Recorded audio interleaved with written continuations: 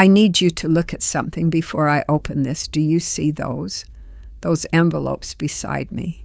I opened those today, before this one. Letters, all of them, from the divine. Each one with a USB. Each one with printed materials inside. Each one with a voice speaking through a display, into this room, into my day. I receive these regularly. You know that. You have seen me open others. And I want to be honest with you because I think you deserve honesty. There are days where I open these letters and I am moved, genuinely moved, and then I move on because another one arrives and another. And somewhere in the rhythm of receiving so many of these messages, the receiving itself can begin to feel ordinary. I was not going to film today. I had already opened 3 full letters this morning alone. I was done. I was going to let this one, this last sealed envelope, wait until tomorrow. And then I held it, and something stopped me. I have been doing this long enough to know when a letter is different before it opens. I cannot explain that to you in a way that will make logical sense. I just know there are letters. And then there are letters that make you set down what you are doing and sit very still and not open them immediately, because you can feel in some place below thinking that what is inside is not like the others. This is one of those. I sat with this one for almost 10 minutes before I pressed record. I did not pray over it. I just held it. And whatever is on this USB, whatever is printed in these materials, whatever voice is going to come through that display when I insert this drive, it is for someone watching this right now who also knows what it feels like to receive message after message and wonder, is any of this actually for me? Specifically, personally, actually for me, because I believe today's letter answers that question directly. By name, I am going to open this now. I have not looked at the photographs yet, or the text cards. The letter tells me when to show each one and in what order. So we will discover them together exactly as the message intends. There is something sealed inside this drive that was placed there specifically for today, not yesterday, not tomorrow, today. And there is someone watching this right now. Maybe you are in the middle of a day that feels like every other day. Maybe you have already heard 3 or 4 divine messages today, and none of them quite reached that private place you were hoping they would reach. And this one reaches there. Watch the display, read every word, and if something lands in a place you were not expecting, do not move past it. Stay there, because that is the part that was written for you. The letter is open.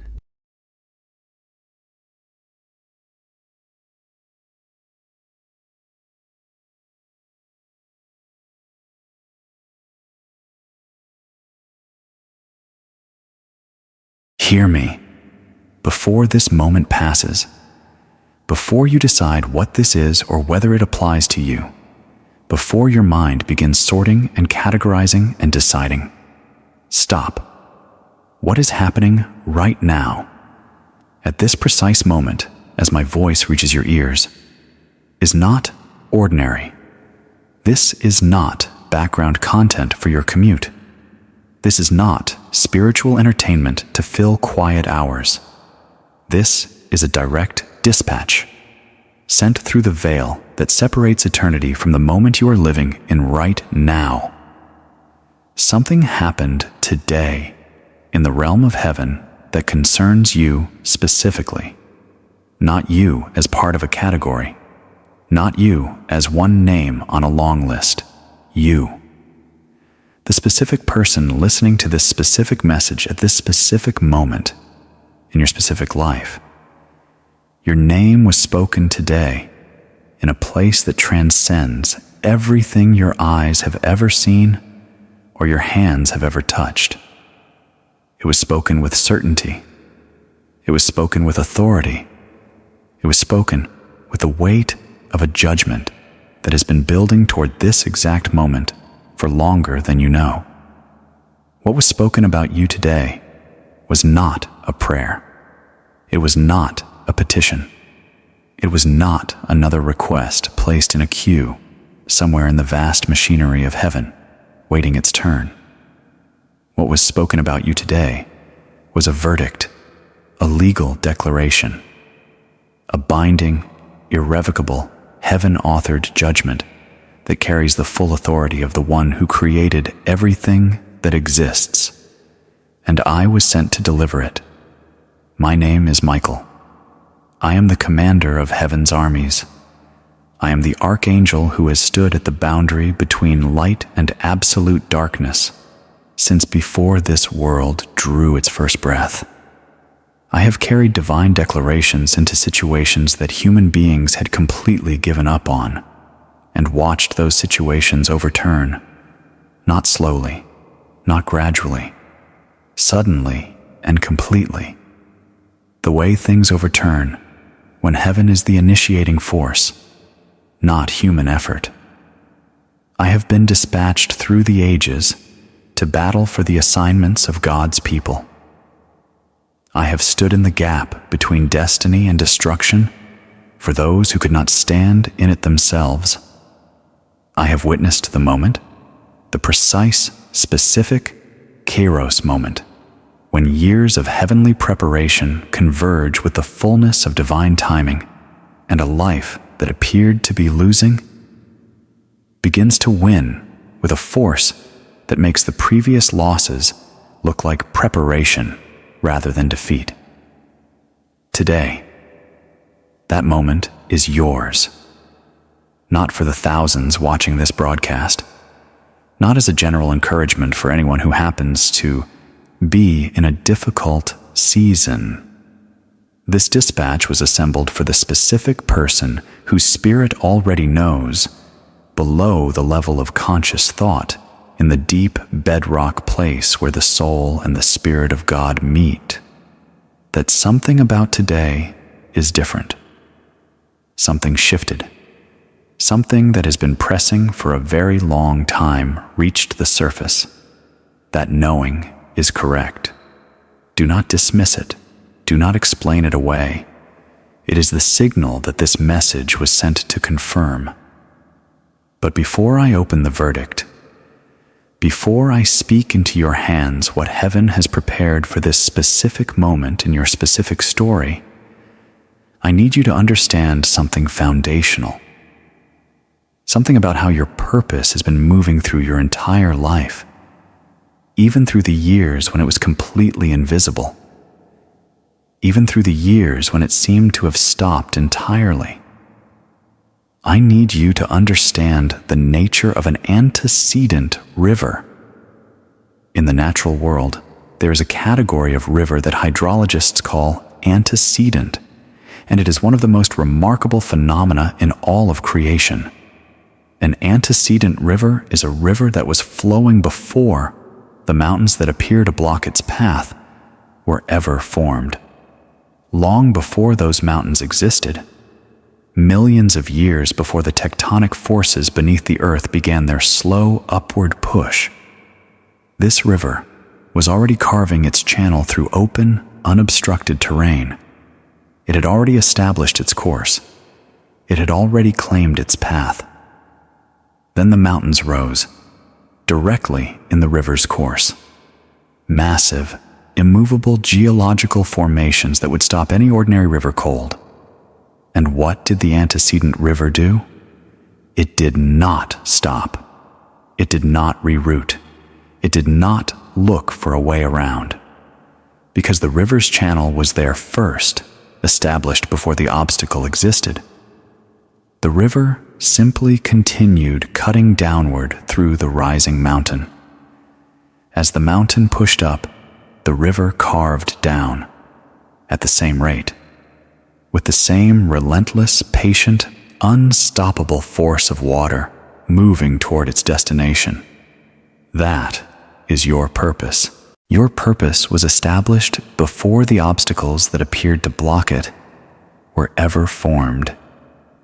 Before the hard years rose in your path, before the losses came, before the relationships that damaged you, before the delays that confused you, before the seasons of silence that tested you past what you thought you could endure.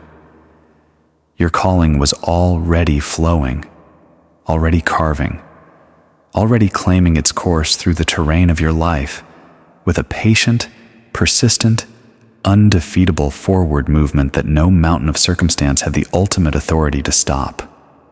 And today, the river reaches open ground. Today, the cutting through is finished. Today, the mountain has been traversed completely. And what is about to emerge on the other side is not a trickle of residual flow. It is the full force, the compressed, pressurized, years-built force of everything that has been pushing forward through every hard season. Every year of resistance added to the pressure. Every obstacle that tried to stop it became fuel for the velocity that is now being released. Stop.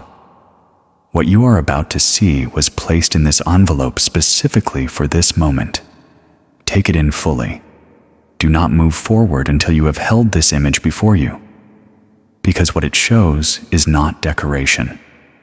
It is evidence. Evidence of the exact spiritual reality I have just described to you. Dorothy, show them the first photograph now.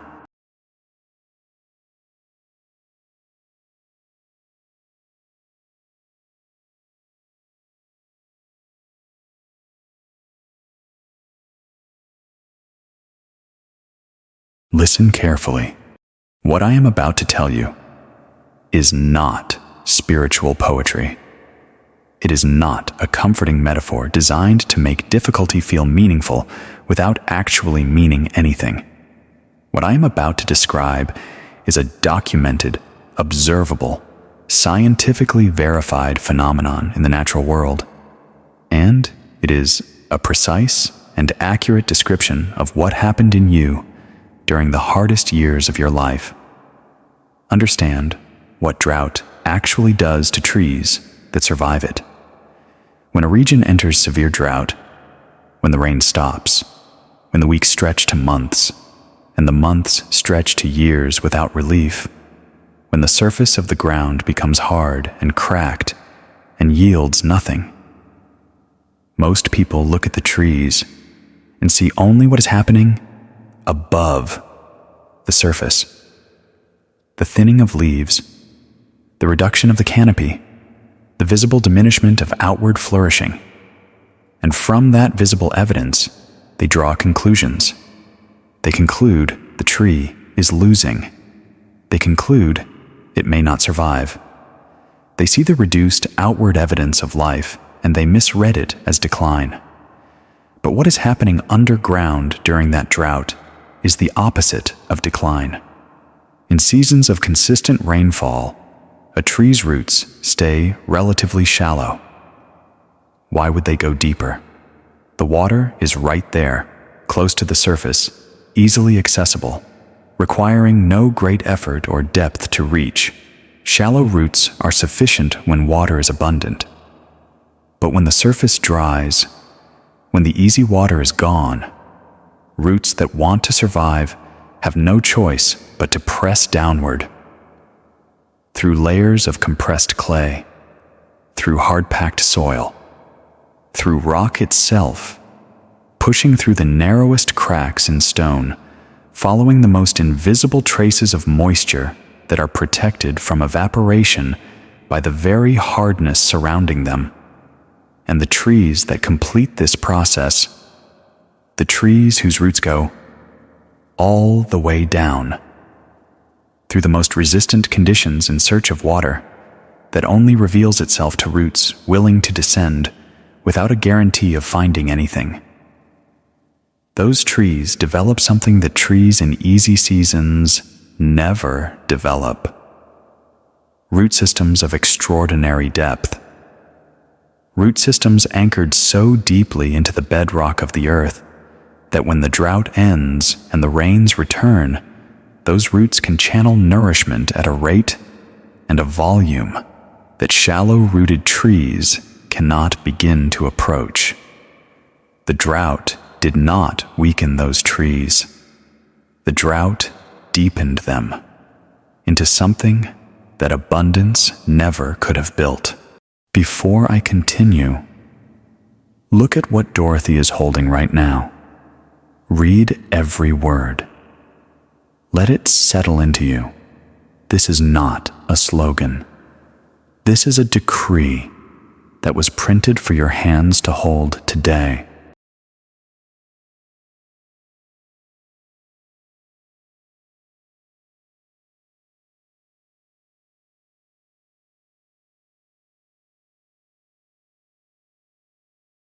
Now, hear this, because this is about you. You went through a drought. Some of you have been in that drought for a very long time.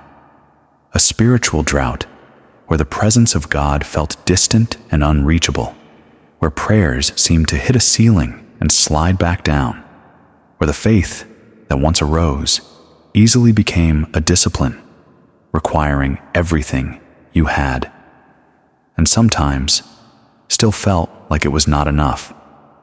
An emotional drought where the warmth and connection you needed from relationships either never arrived or arrived in such broken, damaged forms that receiving it left you more depleted than before. A financial drought where the provision never quite reached the level of the need, where you calculated and stretched and prayed and managed with extraordinary discipline, and still, the margin was thin. The cushion was insufficient. The breathable space was always a fraction too narrow. And the people watching your life from the outside, they saw the thinned canopy. They saw the reduced visible flourishing. And some of them, even well-meaning ones, drew conclusions from what they saw. That something was wrong with you. That your faith was insufficient, that your favor was limited, that perhaps you were not the kind of person whose prayers produced results. They were reading the wrong evidence. What they could not see, what they had no instruments to measure, was what was happening underground in you during every year of that drought. Your faith was not failing. It was descending, driving itself through layers of spiritual resistance that would have stopped anything less than genuine. Your trust in God was being pressed through the compressed clay of disappointment and shattered expectation, down through the bedrock of absolute dependence that cannot be manufactured in easy seasons. It can only be found by a faith that has absolutely no other option. And here is the decree. I speak over your life concerning the timing of today. The drought is over. Not because you finally performed well enough, not because you finally reached some threshold of spiritual consistency that released the next level. Not because you finally prayed the correct prayer or believed with sufficient steadiness. The drought is over because it completed its work. The roots are deep enough now. The anchor is solid enough now. The foundation has been built to a depth that can carry the weight of what is about to be poured into your life. And when rain returns to a drought-hardened tree with roots that deep, the growth is not gradual. It is not proportional. It is explosive. The tree that appeared the most diminished the tree the drought seemed to be winning against. That tree erupts with a vitality that leaves every shallow-rooted tree standing completely still by comparison, because it has root capacity that comfortable seasons never forced those other trees to develop. Today, the rain is returning to your roots. But before I tell you what that rain specifically contains, before I open the dimensions of what heaven is releasing into your story, right now, I must address something that lived in the background of your drought, something that made the dry season feel, at its darkest moments, like it might actually be permanent. I must talk to you about the prayers that seemed to stop at the ceiling. I am going to name something now that most people are not willing to say out loud. There is a specific kind of spiritual pain that I have encountered repeatedly, not in the lives of the weak, not in the lives of the unfaithful, not in the lives of those with insufficient commitment, but in the lives of God's most devoted people, a pain that rarely gets spoken in public, a pain that feels too theologically dangerous to bring into a church setting, too raw to put into words without sounding like failure. It is the pain of praying and not hearing, not the pain of receiving a clear no. A clear no has mercy in it because it is at least clear. A clear no allows you to reorient. A clear no is something you can work with. But this is different. This is the experience of pouring your heart out in prayer, genuinely, vulnerably, persistently, faithfully for years, and receiving in return silence. Not a no, not a yes, not a wait. Just silence. Just words, going upward and never seeming to arrive anywhere. Just the devastating loneliness of feeling like the most important conversations of your life are one-sided. And the most devastating part is not the silence itself. It is what the silence does to the story you tell yourself about yourself. Because when prayer is met with silence long enough, the silence begins to speak. And what it says is this: maybe you are not the kind of person whose prayers travel that far. Maybe there is something in you blocking the signal. Maybe the stories of dramatically answered prayer you hear from others are for other kinds of people.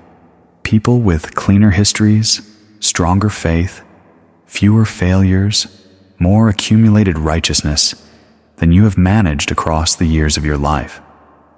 If you have ever felt that, if that specific, personal, deeply private doubt has ever lived inside you, then receive what I am about to speak as a direct command from heaven to the enemy who built that lie. Stand down. The ceiling was never heaven's construction. Never. The ceiling was a deliberate interference, placed between you and your answers, not because your prayers were insufficient, but because your prayers were too effective. Because what you were praying for, had it arrived in the time frame you first asked for it, would have produced a breakthrough so significant, of such magnitude and consequence, that the enemy of your purpose could not afford to let it pass uncontested. Pause here. What Dorothy is holding right now was chosen before this letter was sealed. It was chosen because there are things that images can speak that words alone cannot carry. Look at this photograph. Look at it carefully and understand that what you are seeing is a picture of something that has been happening on your behalf in a realm you could not see for every day of the silence. Dorothy, the second photograph now.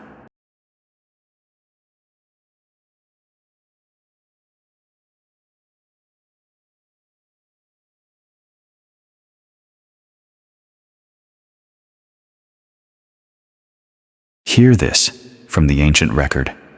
The prophet Daniel prayed, and for 21 days, silence. 21 days of exactly what you have experienced. The prayer ascending and nothing visible descending in return. 21 days that must have pressed against every fiber of his faith. And then a messenger arrived and spoke words that I want you to receive as though they are being spoken directly to your situation right now, because today they are. The messenger said, "From the very first day you set your heart toward God, your words were heard. They were received in the moment you spoke them. I was dispatched immediately, but there was a battle in the spiritual realm over the territory your prayer was contesting, and that battle delayed my arrival." Do you understand what that means for you? Every single prayer you prayed that felt like it hit a ceiling reached heaven in the moment you spoke it. Every word you sent upward in faith during the years of silence was received the instant it left your lips. Every tear you cried in the dark when the answer had not come again was collected and counted and honored in the eternal record. The silence was never heaven's indifference. The silence was the sound of a battle being fought in a realm you could not see over the very territory your prayer was trying to claim. And that battle, the battle over the specific territory of your breakthrough, has a conclusion today. Today, your 21 days are over. Today. What was dispatched the very first time you prayed is arriving at the threshold of your circumstances, fully intact, carrying everything it was sent with, losing nothing in the transit through the most intense spiritual warfare your assignment has ever generated. Because I need you to understand a principle that I have observed across millennia of watching these battles. The length of the resistance is directly proportional to the scale of the breakthrough. A minor answer to a minor request moves through the spiritual realm with almost no resistance. No battle required, no sustained warfare. It simply arrives. But a breakthrough large enough to transform not just your life, but the lives of every person your life will ever touch. Every generation that comes after you. Every soul that will one day be impacted by the full deployment of your purpose. That kind of breakthrough generates that kind of resistance. And the very fact that your prayers were contested this fiercely, the very fact that the silence lasted this long, is not evidence of heaven's disregard for you. It is evidence of the magnitude of what heaven has been fighting to bring through to you. What you have been waiting for is enormous. It had to be, to generate a battle of this duration. And it is arriving today. Now, I must speak to you about something heaven required me to address in this message. There is a truth that many people who carry genuine divine assignments walk through their entire lives without understanding. And without understanding it, they cannot fully receive what today is releasing. Hear it plainly. You were robbed, not metaphorically, not spiritually in some abstract sense, in a specific, precise, legally prosecutable sense. You were the target of deliberate, calculated, sustained spiritual theft. And the items that were taken from you are itemized in the eternal record. They have been recovered, and they are subject to mandatory return. Understand who the thief is and how he operates, because he is not reckless. He does not attack randomly. He does not waste his efforts on lives that present no strategic threat to his agenda. Every assault he has mounted against your life was intelligence-based. He operated from a studied, reconnaissance-level knowledge of what you were designed to carry and what the full deployment of that purpose would produce in the world.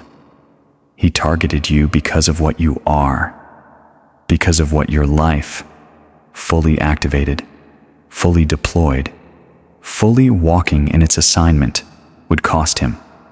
You were targeted because you are a threat. Remember that. His method is to begin the theft early, before you have the discernment to identify what is being taken, before you have the language to name it. He moves against assignments, while the person carrying them is still in childhood, still defenseless against spiritual tactics they have not yet learned to recognize. He begins removing things before you have the context to understand their value, and by the time you are old enough to recognize what has been lost, the losses have been normalized. They feel like features of your existence rather than crimes committed against your destiny. But here is what heaven has done. Heaven has kept inventory. Every item taken has been cataloged. Every theft has been recorded. And the verdict today includes a complete itemization of what is owed to you. The first item taken was your voice, your authority to trust your own perception, to speak your own truth without asking permission, stolen in childhood before you had language to name it. The second item taken was your inheritance, the birthright of worth, dignity, and the unquestioned ownership of your own destiny that was designated for you before you drew your first breath. The third item taken was time, and I will not minimize the particular grief that comes from looking at the years that passed in difficulty.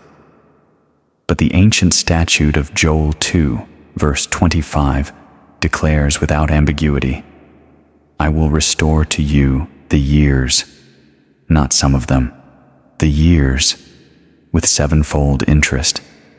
The fourth item taken was your joy, not happiness, which fluctuates with circumstance, but the deep, sustaining, non-circumstantial bedrock joy of a soul that knows who it is, where it is going, and whose it is. Everything I just named, every item on that inventory, has been accounted for in the court record. Dorothy is holding the proof of that accounting right now. Read it. Read it again. This is not poetry. This is a legal statute that has been in effect since the ancient record was written. Read it.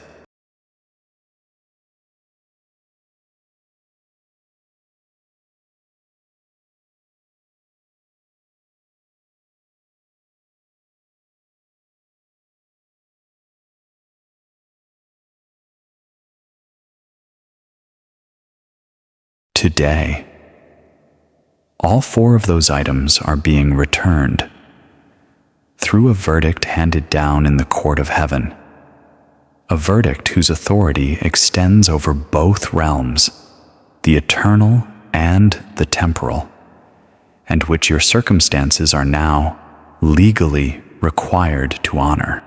Understand this about how heaven governs, because most people have been taught a theology of God that is incomplete. They have been taught to approach him as Father, which he is, as Healer, which he is, as Provider, which he is, and all of those dimensions are true. But there is another dimension of heaven's operation that most people have never been taught to engage with. And it is the dimension that is most directly active in your story right now. Heaven is a court, not a symbol of a court, not a metaphor, a fully operational legal institution of perfect and absolute justice, a place where cases are heard, evidence is weighed, arguments are presented, and verdicts are rendered with the full, uncontested authority of the one who created everything that exists. The Apostle John saw it. In the book of Revelation, he described the throne room of heaven as simultaneously a throne, the seat of absolute sovereign authority, and a place of constant, living, active engagement with the affairs of every life on earth. It is not a passive throne. It is a throne that is legally and bindingly engaged with your story in a way that your circumstances are ultimately required to honor. And today, your case came before that court, not for the first time. You've had an advocate in heaven's court for your entire life. But today, a judgment was finalized. A verdict was declared that closed the case the enemy has been constructing against your breakthrough. He has been arguing in that court, citing your failures, your inconsistencies, your moments of doubt, the gaps in your performance, the unanswered questions about your worthiness. And for a season, that case was permitted to run its course, not because your failures were stronger than grace, but because grace deployed in the full context of a completely answered case produces a freedom that partial grace cannot match. The case has been answered, completely, finally, permanently. Today, the verdict was rendered, and that verdict contains 6 specific rulings that are now in legal effect over your life, your circumstances, your relationships, and your future. Receive each one of these not as encouragement. Receive them as legal language, as the binding, court-issued declarations of a judgment handed down today in a court whose authority nothing on earth can override. The first ruling, restitution ordered, everything stolen. Your voice, your inheritance, your time, your joy is subject to full restitution. The thief is now under divine legal obligation to return what he took, plus the increase you would have accrued during the entire period of the theft. A thief caught and convicted must restore 7-fold. The enemy was caught. The conviction was rendered today, and the 7-fold restoration is now in active, legally mandated, heaven-enforced process. The second ruling, all blockages dissolved, every artificial obstruction in the path of your purpose, every door supernaturally held shut, every opportunity diverted before it reached you, every connection intercepted in transit. Those obstructions no longer hold legal authority. Today's ruling dissolves the ground on which they stood. Doors that have lost their authority to remain closed open on heaven's sequence, but they open, and they cannot be legitimately shut again. The third ruling, divine alignment established. There are people who carry pieces of your purpose. Today's ruling activates the alignment sequence that draws those people, those opportunities, and those resources into the path of your daily life, not because you pursued them, because the court-ordered alignment is now pulling them toward you. Stop. Before I continue reading the remaining rulings, look at what Dorothy is holding. This image was prepared for this precise moment in the letter. It represents the courtroom from which these rulings were issued, the seat of authority from which the verdicts over your life were handed down today. Hold it in your attention before we continue. Dorothy, the photograph.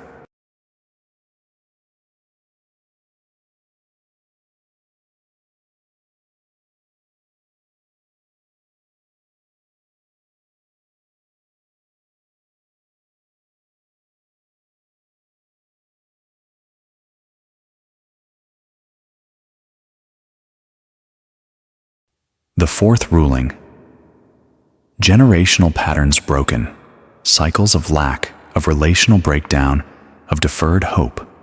Those that have passed through your family line like an inheritance no one chose, but everyone received. Hear this. They are spiritual structures woven across generations by a thief who worked across time. Today's ruling severs the legal thread connecting that pattern to your bloodline. What ends in you does not pass forward.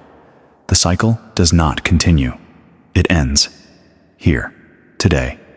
The fifth ruling, complete vindication. For those who have been misrepresented, falsely defined, accused of things that were not true. The ruling today is complete vindication, not eventually.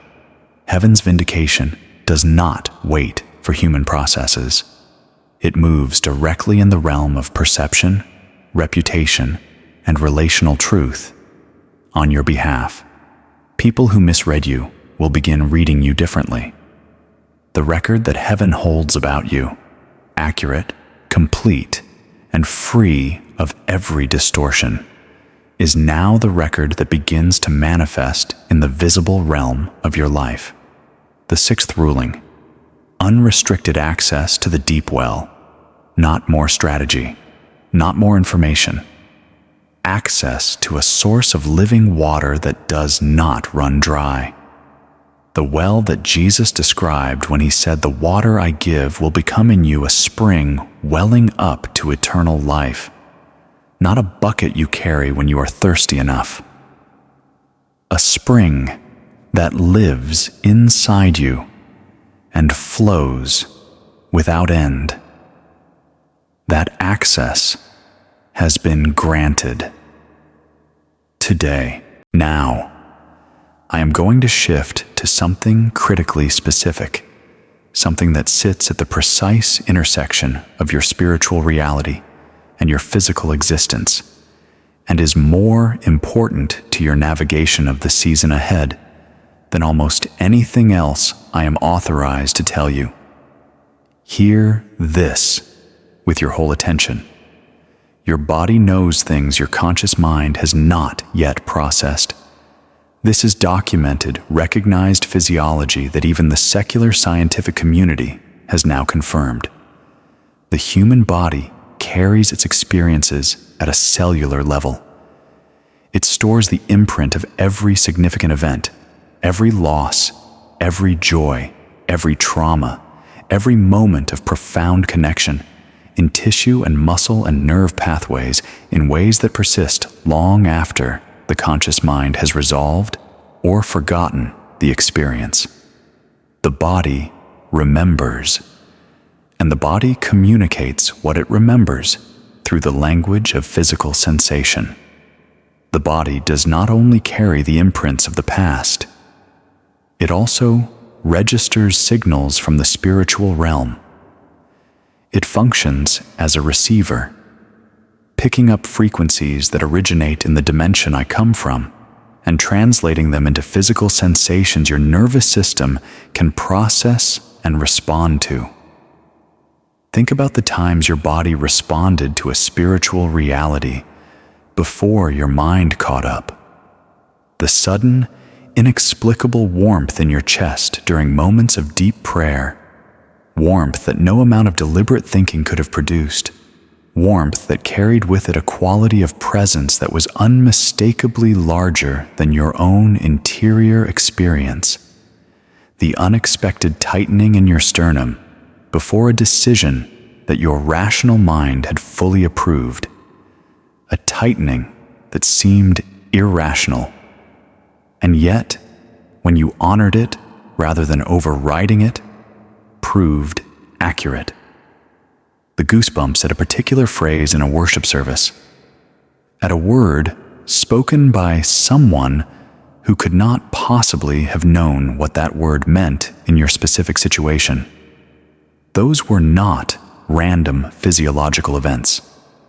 Those were direct spiritual communications translated through your body. There are 4 specific physical sensations that carry divine meaning. Learn them. Recognize them. Respond to them. The first is chest expansion.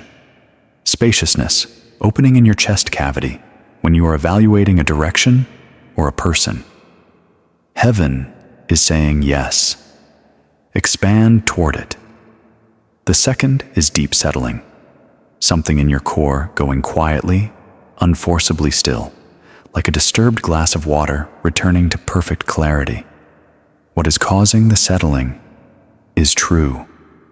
Honor it. The third is sudden alertness, something in you snapping to full attention without a visible reason. A divine signal has just entered the field of your experience, Slow down. What just tried to reach you is important. The fourth is unexplained weight, and this one requires the most precise handling. Heaven's weight has peace beneath it, even when it communicates something serious. The enemy's weight has panic beneath it, even when it speaks in the language of logic and practicality. God never guides with panic. Never. Before we continue, Dorothy is holding a statement that you need to read slowly and deliberately. This is not printed for you to agree with intellectually. It is printed for you to hold as a physical object in your hands or in your vision. Because the truth on this card is one, that the enemy has worked to keep you from fully receiving. Read it now.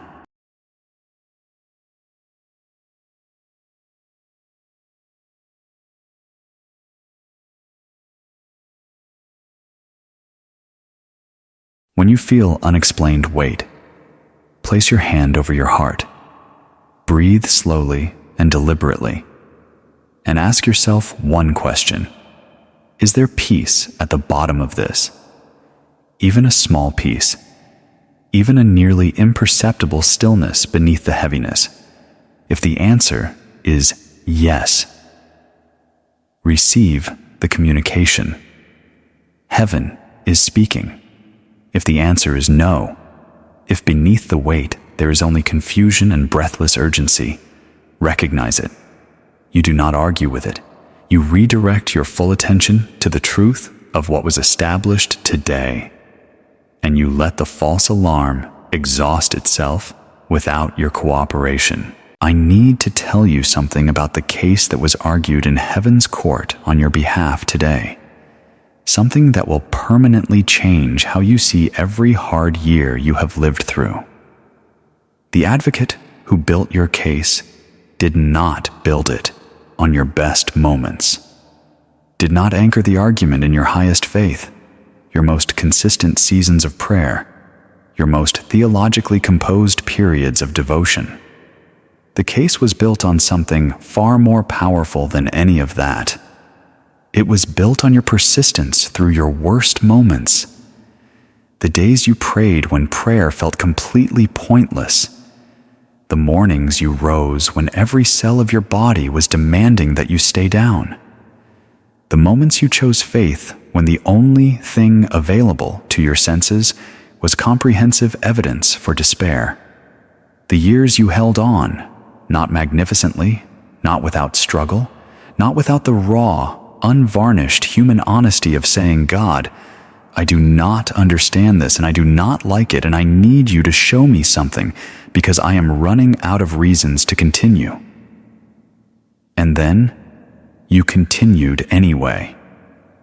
That is the most extraordinary legal evidence in the history of your case. Because anyone can maintain faith when the circumstances cooperate. Anyone can trust God when the provision is visible, the healing is tangible, the doors are swinging open, and the prayers are being answered. That kind of faith requires almost nothing. It simply follows the evidence. But the faith that chooses to persist when the evidence runs completely dry, that faith does not operate on evidence. It operates on knowledge, a knowledge of God that is deeper than what any circumstance can either confirm or destroy. And every single time, you chose that knowledge over the evidence of your circumstances.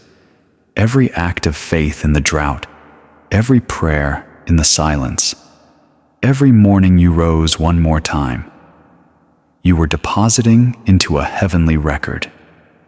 A record that today became the most compelling case for your breakthrough that Heaven's court has ever received from your story. You thought you were just surviving. Heaven was watching you build your case. You thought you were barely holding on. Heaven was recording every moment as testimony. You thought the drought years, were lost years. Heaven saw them as the most productive years of your spiritual history, because those years produced in you something that seasons of flourishing never could have built: an unshakable, evidence-independent, circumstance-proof knowledge of God that nothing and no one will ever be able to remove from your spirit. And that knowledge, that bedrock certainty forged in you through everything you have been through, is the exact foundation on which everything being released today will be permanently built. Look at what Dorothy is holding right now. This image was chosen because it depicts something that has been happening in the invisible realm every single time you chose to rise on a morning when staying down was completely justified. Every morning of that drought, every prayer in the silence. What you are about to see is what that persistence looked like from the other side of the veil. Dorothy, the photograph.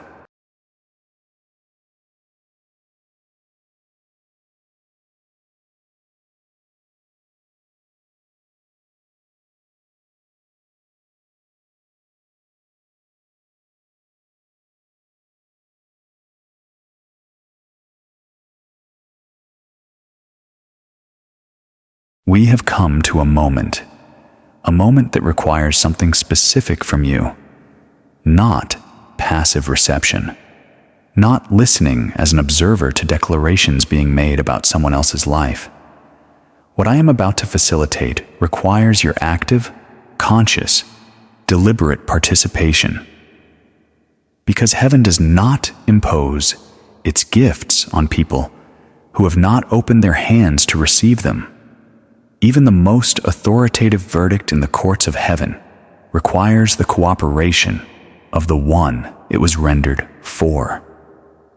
The rulings I named, the restitution, the dissolved blockages, the alignment, the broken generational patterns, the vindication, the deep well, all of those rulings are legally in effect as of today.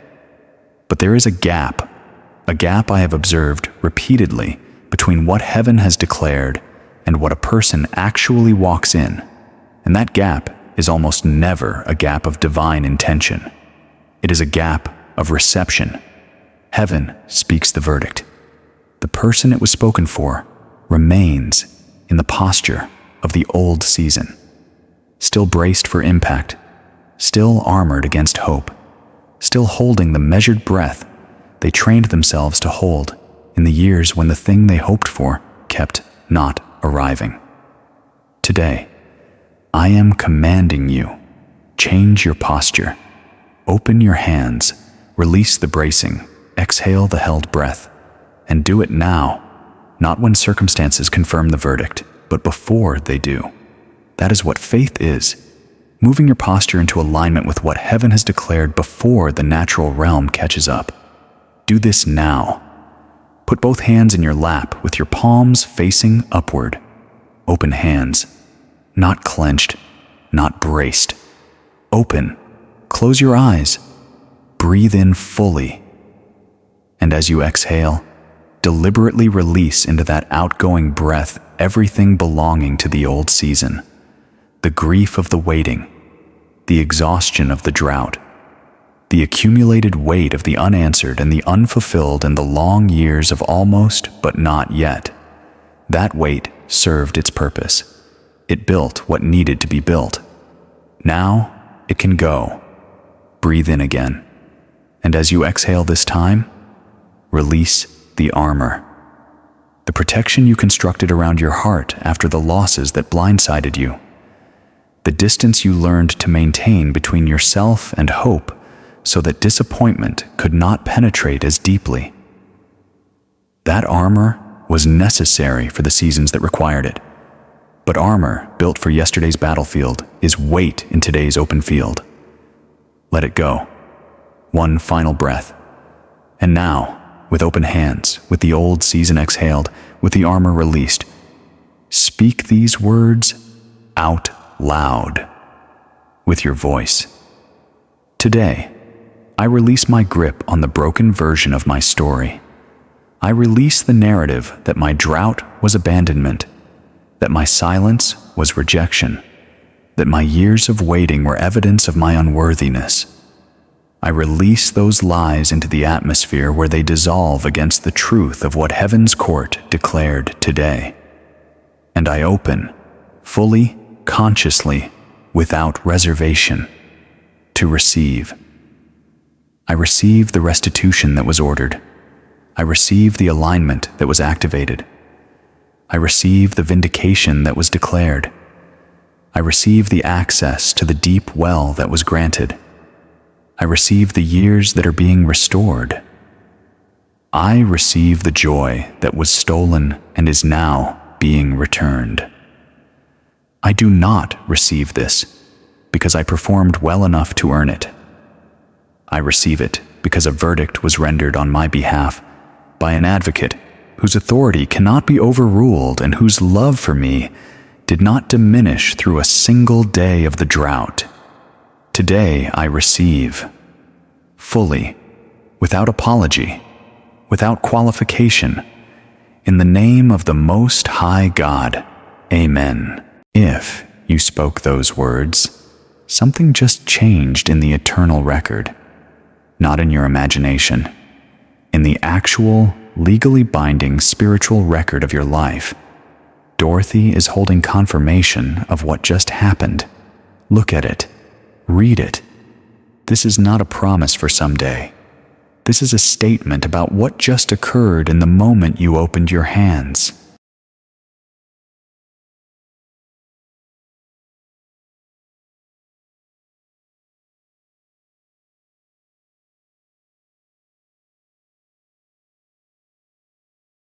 Now, I am going to be specific, because the most important question in your mind right now, whether you are asking it consciously or not, is this: how will I know? How will I know that what just happened was real? That is a wise question, and it deserves a specific answer.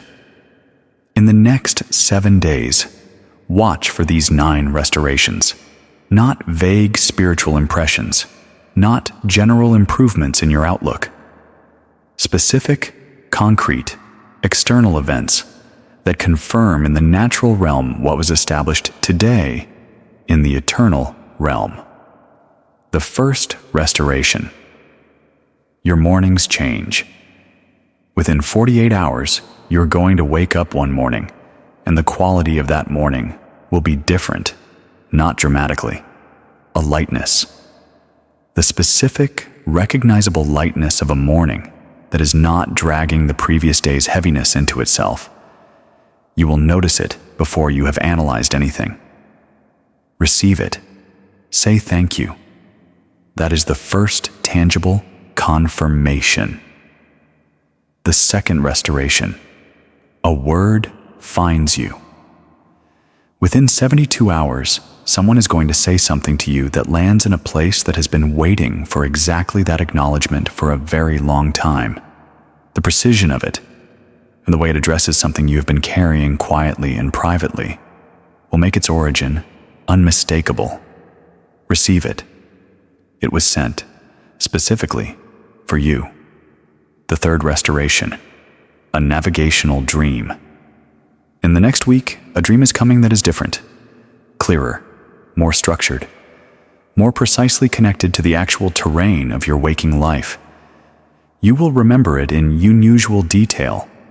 It will carry a directional quality, a navigational quality. Write it down immediately upon waking, every detail, because you will need to return to it.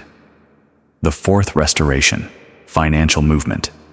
Within 72 hours, something in the financial realm of your life will move. It may be small in absolute terms, but it will be a sign, a specific, unmistakable movement of resource toward you that cannot be fully explained by ordinary cause and effect. The first installment of a legally ordered restitution that is actively in process. The fifth restoration, something returns. Something in your history, a person, an opportunity, a dream you set down, is going to show signs of unexpected life in the next 7 days. The first sign, the unexpected contact. The door moving where you had accepted permanent closure. Receive it with discernment. Ask heaven for clarity. Then move step by step as the guidance comes. Pause here. Before I read the final 4 restorations, look at this photograph that Dorothy is holding, because it captures in a single image what all 9 restorations together are pointing toward. What today's opening looks like from the perspective of heaven. Look at it before you receive the rest of what is coming. Dorothy, the photograph.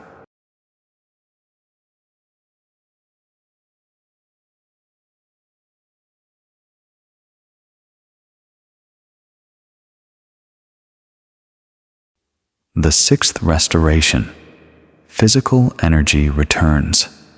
Many of you carry a particular deep, systemic tiredness connected to years of spiritual warfare and carrying more than your body was designed to carry without adequate replenishment. In the next week, something in the fatigue is going to lift. Energy you have not felt in years is going to return. For things you used to love before the drought drained the enthusiasm from them. Welcome it. It is the physical expression of a spirit that has been released from the weight it was carrying. The 7th restoration, clarity on a long-standing confusion. There is a question, perhaps several questions, that have lived in you for a very long time without a satisfying answer. In the next 7 days, one of those questions is going to receive an answer so clear, so precisely right, so completely free of the fog, that you will wonder how you could not see it before. The answer was not hidden from you by heaven. It was hidden by the interference of the drought season. When that interference lifts, as it is lifting today, the signal comes through clean. The 8th restoration, relational movement. A connection that was damaged, severed, or dormant longer than it should have been, is going to show movement toward restoration. The first sign, the unexpected message, the encounter that feels like anything but chance. What heaven is restoring, heaven will maintain. Receive the opening. Let the restoration proceed at the pace heaven sets. The 9th restoration, the return of yourself. There is a version of you, a quality of spirit, a characteristic aliveness, a particular way of engaging with the world that has been absent, not permanently gone, in hiding, protected from further damage by the armor you released. There is a you that your family saw when you were younger and less battered. A you that appears in your best moments and is recognized by those who love you most as the real you. That version of you is returning, not as a nostalgic echo of who you were before the difficult years, but as the fully formed, deepened, root-strengthened, drought-tested, court-vindicated version of the self that God designed you to be before your birth. Watch for her. She is arriving. She is already in motion, and the world, beginning in your immediate circle and extending outward through the full reach of your assignment, is going to meet her with the recognition that was always due to her and never adequately given until now. I must tell you something about spiritual warfare that most teaching gets completely backwards.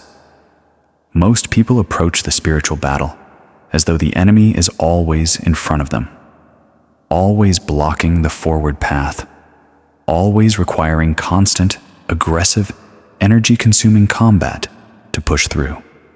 There are moments, that require exactly that kind of forward engagement, where the only way through is to press directly into resistance with the full authority of heaven behind you and the word of God preceding you like a drawn sword. I know. I have commanded those charges. But hear what I must tell you about the season you are entering today. The hardest battle of your journey was not ahead of you. It was the one you already survived. The grinding, sustained, years-long battle of the drought. The battle of remaining faithful through silence when faith felt delusional. The battle of maintaining hope without evidence. The battle of rising one more time after being knocked down again. The battle of trusting a God whose face you could not see in the seasons when his presence felt most hidden. That was the hardest battle, and you survived it. You are on the other side of the hardest battle of your entire assignment, because the river cut all the way through. The primary disposition of your spirit in this new season should not be embattled combat. It should be advancing confidence. The confidence of someone who has already come through the worst and is now walking into open ground. The confidence of someone whose roots are now so deep that the ordinary fluctuations of life are simply weather, rain and wind that a drought-tested tree with roots anchored into bedrock simply absorbs and grows through. Will there be opposition? Yes, the enemy does not retire gracefully. He will come through the tactics that produced results in your past. Through accusation, through distraction, through false urgencies designed to pull your attention from the actual movement of heaven. But here is the difference. Before today, he operated with legal ground. He had an active case. Today, that access was revoked. Today, the legal ground was removed. Today, the case was closed. Which means what he attempts in your new season, he attempts without authority, as a trespasser in territory from which he was legally evicted today. And trespassers who are recognized and named lose their power completely. You do not fight him the way you fought him when he had a case. You simply enforce the verdict. That is the warfare of your new season, not the grinding combat of the drought years. The enforcing confidence of the one who knows the verdict and walks in it. Read what Dorothy is holding right now. Read it slowly, because what is printed on this card is the single most important shift in how you are to approach the season ahead. Not with fear, not with combat posture, with this. Read it.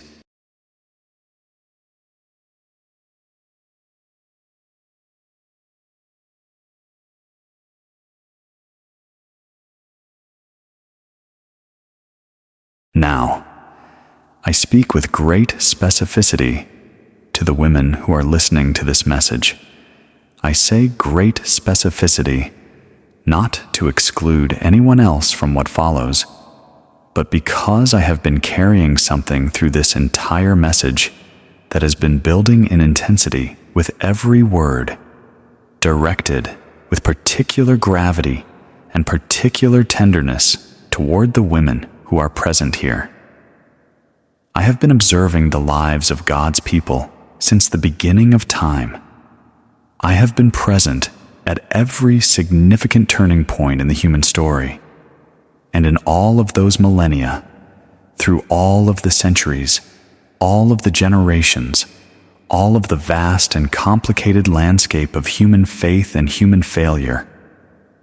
There is one phenomenon I have witnessed so consistently, so repeatedly, with such undeniable evidence that I must name it with the full weight of heaven behind me. Women of faith keep the flame burning when everyone else would be forgiven for letting it go out. I am not speaking about women in general terms. I am speaking about you, the specific woman who has been carrying the weight of faith, not just for herself, but for her entire household, for her family, for her grandchildren, for her community, for the people who do not know and may never know in this lifetime that the prayers being whispered on their behalf in the early hours of the morning are what is holding the spiritual atmosphere of their lives in a quality of grace and protection they did nothing to earn. You have been praying for people who have not thanked you. You have been standing in the gap for children and grandchildren and loved ones who do not know there is a gap, who do not know there is someone standing in it, who would be stunned to understand the spiritual warfare you have absorbed on their behalf without a word of complaint. Pause. Look at this photograph. Look at it as something that was placed in this envelope specifically for you, for the woman who has been carrying a flame in the dark for longer than most people around her will ever understand. This image was selected because it shows what your faithfulness looked like from the realm I come from, on the nights when you were certain no one was watching. Dorothy. The photograph.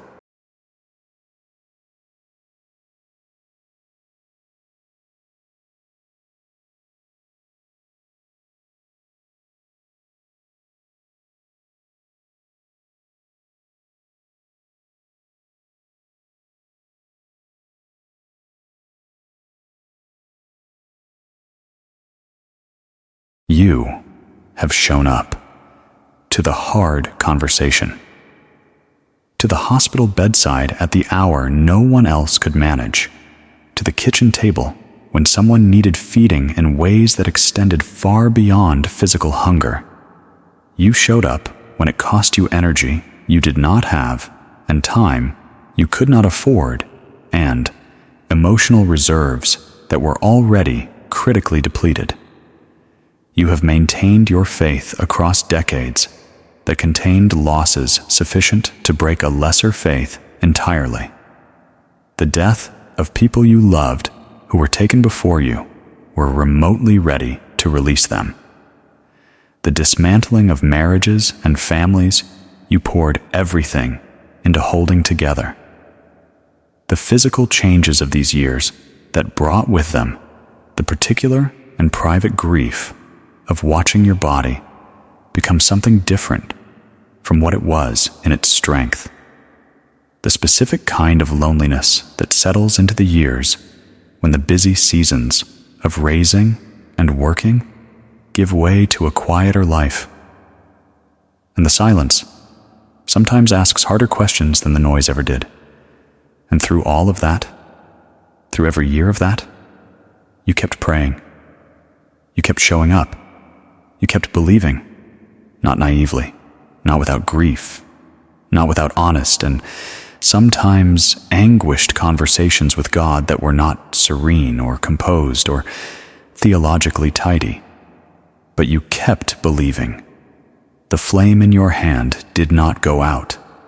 And I need to say this to you with the full weight of heaven behind every word. That is one of the most extraordinary things I have witnessed in the entire span of my existence. The women who keep the flame, those women are the unacknowledged architects of more breakthrough than any human record has ever been able to document. Because the things they kept alive in prayer, the things they refused to release into the finality of despair, the fires they tended in the dark with trembling hands, when every natural argument said, "Let it go," those things did not die. They lived, sustained by the oxygen of prayers whispered when no one was watching, declarations made in the dark when the dark was at its most persuasive, tears that fell when no witness was present, but were collected and counted and honored in a record more real than anything a human court has ever produced. Today, the verdict is rendered on your behalf specifically. Today, the court of heaven honors what was never adequately honored in any court of human recognition. You are being seen, fully seen, not for the public version of your faith, for the private one, for the faith that happened at 3 a.m, for the love given when there was absolutely no audience, for the flame that kept burning in the wind. Heaven sees it. Heaven always saw it. And today, heaven speaks it. You were not wasted. Your prayers were not wasted. Your years were not wasted. The flame you kept burning kept something alive that is now ready to blaze. And the blazing, the visible, undeniable, dramatically fruitful season of what your faithfulness has been building toward is what today initiates. Receive that with both hands, fully. You are not merely permitted to receive it. You are commanded to. Receive it with joy. Dorothy is holding the final personal declaration of this section of the letter. This one is for you specifically. The woman who just heard everything I said about the flame. Read this. Read it as though it is being addressed to you by name, because it is. Read it now.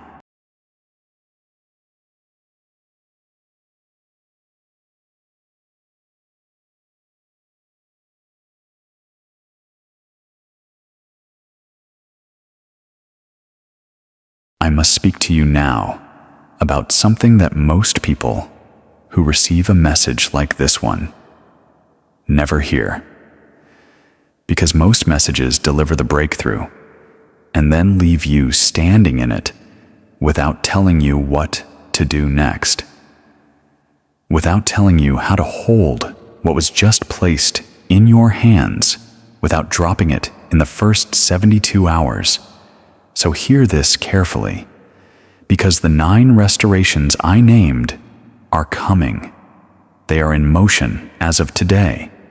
But there is a specific way you must carry yourself through the next 7 days that determines how much of what was released you actually walk into versus how much you simply observe passing at a distance.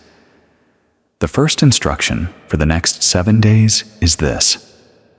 Document everything, not on your phone, not in a text to a friend, in a physical notebook, with a pen, in your own handwriting, every sign you see, every restoration that begins to move, every morning that feels lighter, every word that finds you from an unexpected source, every financial shift, every dream. Write it down in the day it happens. Because what you do not capture in writing, you will underestimate or forget. And what you forget, your faith cannot build on. The enemy knows this. He counts on you misplacing the evidence. A written record of what heaven is doing in your life becomes legal evidence that compounds, each entry strengthening the next, building a testimony that becomes impossible to argue with, even on your hardest days. The second instruction is this. Guard your words in the first 48 hours. This is more important than most people understand. When something significant is released in the spiritual realm over a person's life, there is a window, a brief window in the first hours and days, where that release is still taking root, where it has been declared in heaven, but is not yet fully anchored into the soil of your daily circumstances. In that window, the words that come out of your mouth either water the seed or uproot it. Speak about what was declared today. Not to everyone. Not to the person who will analyze it, question it, or respond with doubt dressed as wisdom, but to yourself. out loud, in private. Repeat the rulings, restate the declaration you made. Say out loud every day for the next 7 days, the verdict is final. The river is open. The restitution is ordered. The roots are deep enough. Say it as though you are the one enforcing an already rendered verdict. Because you are. The third instruction concerns what you do when the 7th day arrives, and not everything you expected has appeared yet. Because I want to prepare you for this possibility, honestly, rather than let you be surprised by it. The 9 restorations I named are not a guarantee that all 9 materialize on a visible level before the 7th day ends. What is guaranteed is that all 9 are in motion as of today. Movement in the spiritual realm precedes manifestation in the natural realm, sometimes by hours, sometimes by days, sometimes by weeks. What you are looking for in the first 7 days is not necessarily the full manifestation. You are looking for the first signs. The leading edge of each restoration beginning to press through into your visible experience, and the sign may be small, a quality of morning, a single unexpected word, a dream you almost dismiss, a financial movement so modest you almost call it ordinary. Do not call it ordinary. Document it. Because that small sign is the leading edge of something that is going to grow. And how you receive the small sign determines how prepared you are to receive the full manifestation when it arrives. The 4th instruction is the most important of all, and it has to do with what you do when someone in your life, intentionally or without meaning to, begins to speak against what you received today. It will happen, possibly within the first 24 hours. Someone who loves you but does not understand what today opened will say something that, if you receive it the wrong way, could become a crack in the vessel that is holding your breakthrough. They will not know they are doing it. They may be trying to protect you from disappointment. They may simply be speaking from the reality they have observed in your life across the difficult years. A reality that is accurate to the season that just ended, but does not apply to the one that just began. When that moment comes, and it will come, do not argue. Do not try to convince them. Simply smile.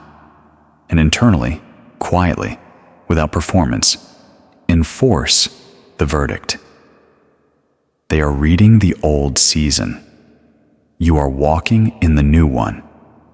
Both things can be true simultaneously. And the new one does not require anyone's permission to be real. These 4 instructions: document everything, guard your words, honor the small signs, and hold the verdict when others speak from the old season. These 4 are the difference between someone who received a great message and felt good for a few days, and someone who walked into the full reality of what was declared over their life today. You did not come this far through this letter to be the first kind. You were built by the drought years to be the second. Now hear this as the final word of instruction. Before I close. The verdicts declared today do not diminish with time. They do not expire after 7 days and require renewal. They do not weaken if you have a bad week. They do not shrink if you forget to document every sign or miss a moment of worship or speak the wrong word on a Wednesday afternoon when you are exhausted. What was established in the court of heaven today was established with the full foreknowledge of every imperfect day that follows it. Heaven knew exactly who it was rendering a verdict for.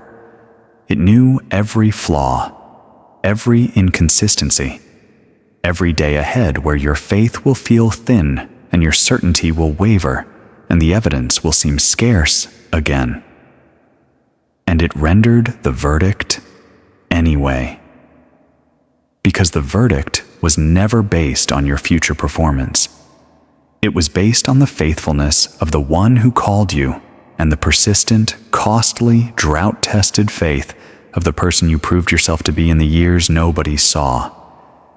That person received a verdict today, and that verdict holds. Walk into the next 7 days not as someone waiting to see if it is real. Walk as someone who knows it is real and is watching the natural realm slowly catch up to what the eternal realm already declared. The river does not ask the valley's permission to fill it. It simply flows. Walk forward and watch what fills. I have one last declaration to make before I close this message, and I am going to make it as plainly and as directly as the language available to me permits. You are going to be okay. Not eventually okay. Not okay once every circumstance resolves and every prayer receives its visible answer, and every broken thing is restored, and every waiting season finally arrives at its end. Okay? Now, in this current life, in this current season, with everything that is still unresolved and still requiring faith that does not yet have all the evidence it would like to possess, you are going to be okay. Not because your circumstances have changed yet, but because you are not navigating this alone. You are never navigating this alone. Not through a single day of the drought, not through a single night of the silence, not through a single morning when rising felt impossible. Not once were you without company in this. I was there. The advocate for your life was there. The God who called you was there. The river was flowing the entire time, through the hardest rock, at the pace too slow to see, with a persistence that outmatched every obstacle placed in its path. Today, you can feel it. Today, the company that was always present becomes perceptible. Today, the river that never stopped becomes visible. Not because the presence arrived, because the drought ended, because the season turned, because the roots you grew in the dark are now receiving the water they were built to carry. Go forward from today differently than you came to it, with the quiet, settled, unshakable knowledge of someone who has just received a verdict. Who knows what was declared? Who has heard the rulings read aloud over their life? Who understands that what was established in the court of heaven today cannot be undone by anything that exists in the realm of earth? The verdict stands permanently. The river is open completely. The restitution is ordered irrevocably. The roots go deep enough now to sustain whatever comes. Walk forward. The river is flowing ahead of you. The verdict is sealed behind you. The battle is already won beneath you. And above you, always, without exception, regardless of what the atmosphere of any given day appears to contain, the same presence that was with you through every year of the drought is with you now, closer, more perceptible, more operative, more visible in the circumstances of your daily life than it has ever been before. Walk forward, beloved, in the full and uncontested authority of today's verdict. Nothing that was declared today will be taken back. Nothing that was released today will be recaptured. Nothing that was opened today will be permanently closed again. Go. In the name of the Most High God. I am Michael, and I was sent specifically, irrevocably, and with the full authority of heaven behind every word. For you. Amen. The letter has spoken its final word. But before Dorothy closes the display, there is one last image in the envelope. It was placed there to be the final thing you hold before you carry this message into your day. Dorothy, the last photograph.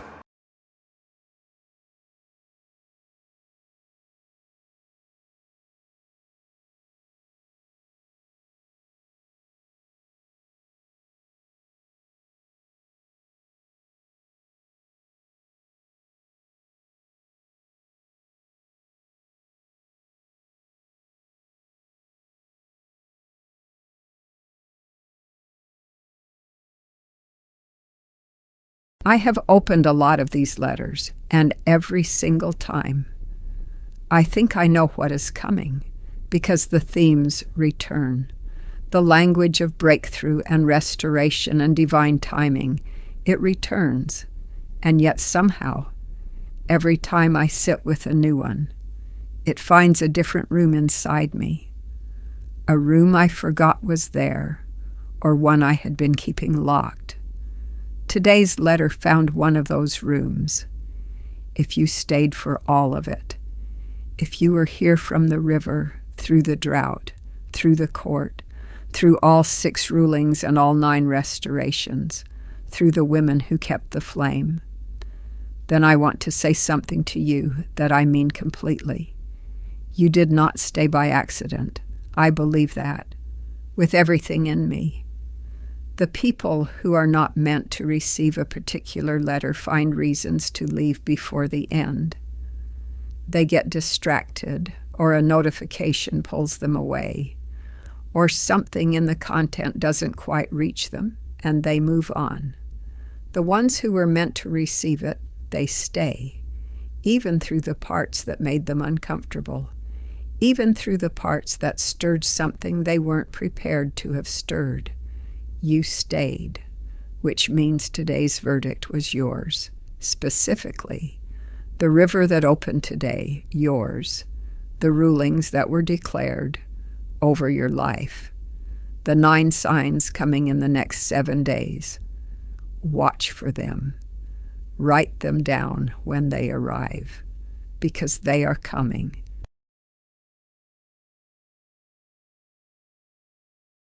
Take these with you, not just in your memory. If you can, write down what you received today, the ruling that landed hardest, the restoration you need most, the instruction for the next 7 days that your spirit recognized as specifically yours. Write it in your own handwriting, because what you hold in your hand becomes real to you in a different way than what you only heard.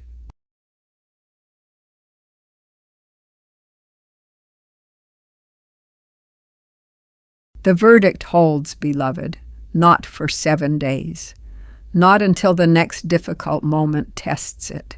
It holds permanently. Nothing you do in the days ahead can unrender what was declared over your life today. Take that with you into whatever this day still holds. I will see you when the next letter arrives.